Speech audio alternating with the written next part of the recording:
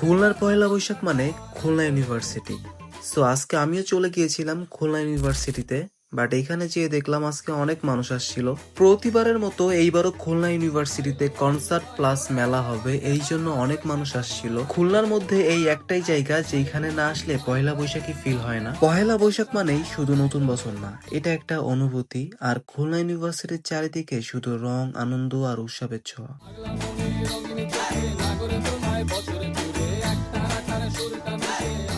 খুলনা ইউনিভার্সিটির ক্যাফেটেরিয়া থেকে শুরু করে প্রতিটা জায়গায় ছিল মানুষে কানায় কানায় পরিপূর্ণ। আর এইখানে প্রতিটি জায়গায় ছিল ছবি তোলার জন্য সুন্দর সুন্দর স্পট।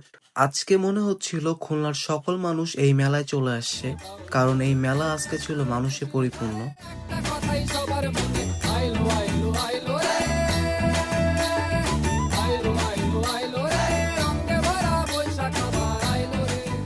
ইউনিভার্সিটির এই বড় মাঠেই চলে জমজমাট মেলা। চারিদিকে অনেক অনেক স্টলের পাশাপাশি এইখানে লাইভ কনসার্ট মঞ্চ, নাচ, গান এবং বিভিন্ন সাংস্কৃতিক অনুষ্ঠানও চলে। আজকে ছিল এমনিতে প্রচুর গরম, তার মধ্যে ভাবছিলাম একটু স্টলে যাব কি কি আছে এটা দেখার জন্য, বাট আমি আর রিস্ক নেই না এই ভিড় দেখে। দেন একটু হাঁটাহাঁটি করলাম, হাঁটাহাঁটি করে সামনে কিছু স্টল ছিল ওইগুলো দেখলাম।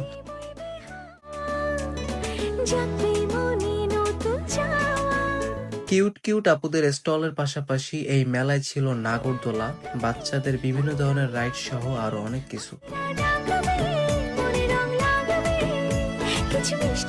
এই মেলায় ঘোরাঘুরির পরে দেন চলে গেলাম কনসার্টে। দেন এই আপুর দোলাতে দোলাতে সংটা শুনে ভালো লাগলো।